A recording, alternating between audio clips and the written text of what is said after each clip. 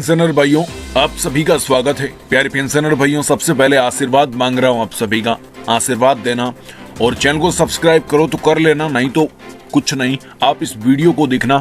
इस वीडियो के अंदर आपको सटीक जानकारी मिलेगी कि आखिर हमारी पेंशन जो है, बढ़ी हुई पेंशन, वो कैसे मिलेगी। और साथ ही में एक दोस्तों और बात करने वाले हैं कि आखिर हमें EPS 95 पेंशन बढ़कर कब मिलेगी, इसके बारे में हम बात करेंगे। साथ ही एक वीडियो में मैंने बताया था आपको कि जोर शोर से चर्चा चल रही है कि जो है 15,000 रुपए की लिमिट हट जाती है तो पेंशन में वृद्धि हो सकती है। कैसे हो सकती है, इसके बारे में भी हम बात करेंगे। आज के इस वीडियो को आप लगातार अंत तक देखिएगा। यदि आप हमारे चैनल पे पहली बार विजिट कर रहे हैं, चैनल को आपने अभी तक सब्सक्राइब नहीं किया है तो सब्सक्राइब करके बेल आइकन को प्रेस कर लीजिएगा। पेंशनदार को आज के इस वीडियो के अंदर हम बात करने वाले हैं EPS 95 पेंशन की। जी हाँ दोस्तों, आज का इस वीडियो में हम डिटेल से बात करेंगे EPS 95 पेंशन की। तो प्यारे पेंशनर भाइयों, सबसे पहले आपको गुजारिश है चैनल को सब्सक्राइब कर लो, ठीक है, और आशीर्वाद दे दो, ठीक है। सबसे पहली बात करने वाले हैं कि 3 महीने में पेंशन। जी हाँ, 3 महीने में पेंशन की बात करें तो CBT की मीटिंग जो हमारी होने वाली थी वो 3 महीनों के अंदर लगभग हो सकती है CBT की मीटिंग, ठीक है, 3 महीनों के अंदर। तो मैं आपको बता दूं कि 3 महीने में आप सभी को पेंशन मिल सकती है, मतलब बढ़ोतरी, क्योंकि अब की बार तो मिलेगी, हमें अनुमान है फुल, क्योंकि अब की बार इसलिए, या यदि अब की बार CBT की मीटिंग हो जाती है तो हमारे लिए बहुत ही अच्छी मतलब खबर आ सकती है। क्योंकि पेंशनदार को आपको बता दूं कि पिछले वर्ष यानी पिछली जो CBT की मीटिंग हुई थी ना, जब हमारी जो है सहसमिति बनी हुई नहीं थी, और अब की बार हमारी सहसमिति बनी हुई है, ये वजह है। इसकी वजह से हमारी पेंशन के लिए गुड न्यूज आ सकती है, ठीक है। और मैं आपको एक बात और बोलना चाहता हूं। देखिए, सबसे पहली बात मैं आपको बोलना चाहता हूं कि CBT की मीटिंग हो जाती है, देखिए, जैसे कि मान लो अब CBT की मीटिंग हो जाती है तो मतलब 3 महीनों के बाद में तो हमें बहुत ज्यादा बेनिफिट मिलेगा, क्योंकि CBT की मीटिंग में हमारी सहसमिति बनी हुई है, वो जो है मतलब पेश करेगी। जैसे मान लो कोई भी मुद्दा पेश करेगी, ठीक है, मीटिंग के अंदर, CBT की मीटिंग के अंदर, ठीक है, तो हमारे लिए वहां पे बहुत बड़ा बेनिफिट मिल सकता है।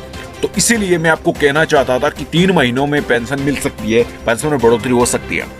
यदि 3 महीनों में CBT की मीटिंग हुई तो, और यदि 3 महीनों से नहीं हुई CBT की मीटिंग तो 4, 5, 9 जितने भी महीने लगे, तब हमें बहुत मतलब कुछ गुड न्यूज आएगी। अब की बार जब भी CBT की मीटिंग होगी तब हमारे लिए बहुत ही बड़ी खुशखबरी आ सकती है। दूसरी बात करें पेंशनदार को, पेंशन आंदोलन जो आपका 19 दिसंबर का था, इस 19 दिसंबर जो गई है ना अधिवेशन था, वो कैंसिल कर दिया गया, क्योंकि कई राज्यों में मतलब अनुमति नहीं दी गई। खासतौर पे 144 धारा थी, कई राज्यों में कुछ था, कई राज्यों में कुछ था, यही वजह थी।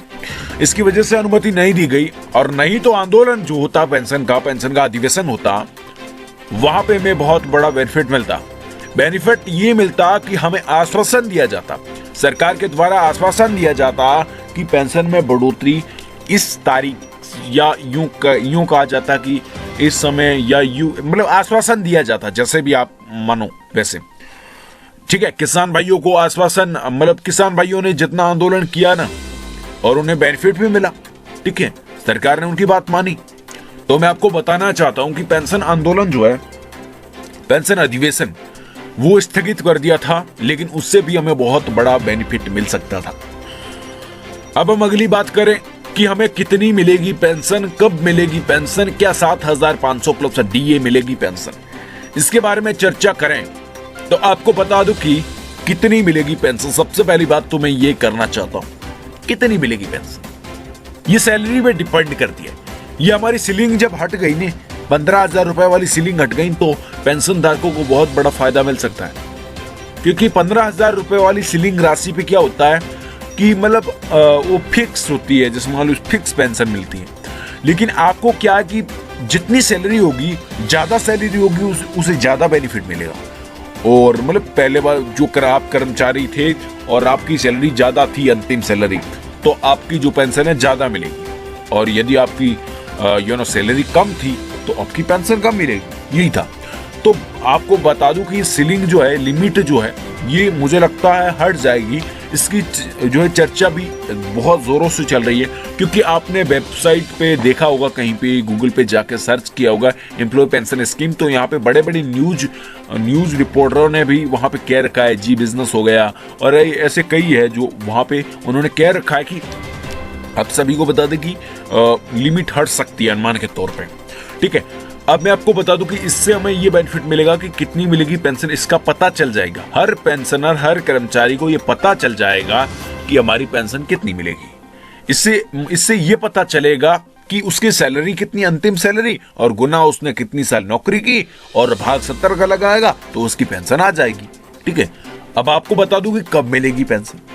EPS 95 पेंशन कब मिलेगी, बड़ी मतलब ऐसे नहीं कह रहा हूं बढ़कर कब मिलेगी, ऐसे तो दी जा रही है यार, 1000 रुपए 2500 रुपए ऐसे दी जा रही है, कहीं को 2500 मिल रही है, कहीं को मिल भी नहीं रही है।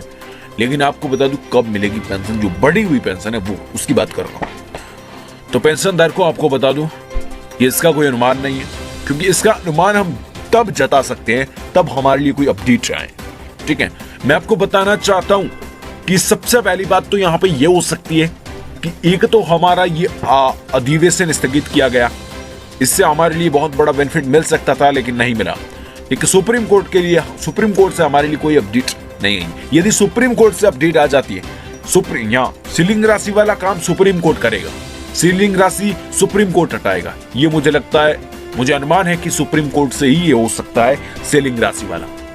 ठीक है, तो मैं आपको बताना चाहता हूं कि सीलिंग राशि है उससे हमें बहुत बड़ा बेनिफिट यहाँ पे मिल सकता है। सीलिंग राशि हटी, सीलिंग की लिमिट जो है वो हटी, तो हमें बहुत ज्यादा बेनिफिट मिल सकता है। वो सुप्रीम कोर्ट के हाथ में, सुप्रीम कोर्ट जब भी फैसला करेगा, वो 1 अप्रैल वाले जो केसेज है ना, जो लिस्टेड किए गए, उन सभी में सुनवाई होगी, तब हमारे लिए बहुत ही बड़ी खुशखबरी आ सकती है। और सुप्रीम कोर्ट में अभी हाल ही में कोई अपडेट या जानकारी अभी तक नहीं आई है। हालांकि कहना था कि 25 दिसंबर के आसपास थी सुप्रीम कोर्ट के अंदर सुनवाई होनी थी, अनुमान था, लेकिन हुई नहीं 25 दिसंबर को। अब जब भी सुप्रीम कोर्ट के अंदर आप सभी पेंशन धारकों से रिलेटेड सुनवाई होगी तब आपको मैं बोल दूंगा। ठीक है, मैं आपको बता दूंगा। और सबसे पहले मैं आपको बोलना चाहता हूँ, चैनल को सब्सक्राइब करके रखना। ठीक है, क्योंकि आपको आने वाली हर जानकारी सही, सटीक एंड आसान भाषा में, मैं आपको मतलब ऐसा नहीं कर रहा हूँ कि मैं मतलब वीडियो मतलब ऐसे ही बकबक करता हूँ, मैं आपको आसान भाषा में समझाने के लिए थोड़ा बकबक करना पड़ता है। ठीक है, तो पेंशनदार को आपको बता दो कि आपकी पेंशन जितने सैलरी होगी उसके हिसाब से मिलेगी। यदि आपकी सीलिंग राशि हट गई, सीलिंग की लिमिट जो है वो हट गई तो। ठीक है, कब मिलेगी पेंशन इसका कोई अनुमान है नहीं, क्योंकि CBT की मीटिंग होगी, सुप्रीम कोर्ट में जो भी फैसला होगा, तो ये दोनों यहाँ पे हो सकता है। यदि आंदोलन वाला हो जाता तो हम आपके लिए कुछ अनुमान भी बताते, लेकिन अब जो है दो जगह बहुत बड़ा बेनिफिट है।